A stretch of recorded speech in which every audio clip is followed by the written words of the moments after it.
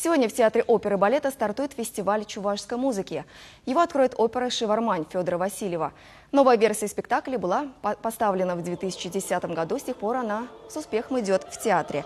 Сегодня зрители вновь смогут окунуться в историю любви Сарби и Атнера, мистику древних обрядов и легенд. Все 4 фестивальных дня будут посвящены произведениям чувашских композиторов, как классиков, так и современных авторов. 9 февраля любителей национальной музыки ждет обновленная опера «Нарспи» Григория Хирбю. Этот спектакль стал главной премьерой юбилейного 55-го сезона театра. 10 февраля на сцене балет «Серпиге». Он был признан лучшим на республиканском конкурсе «Узорчатый занавес» 4 года назад. Ну а завершит Дни чувашской музыки необычный гала-концерт. Состоится он 12 февраля и будет посвящен только современным композиторам.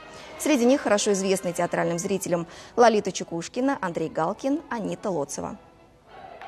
12 февраля композиторы смогут себя услышать своих коллег. Нам интересно услышать стиль, почерк, как развивается мелодия, как наполняется гармония наших современных замечательных композиторов. Мы этому очень рады.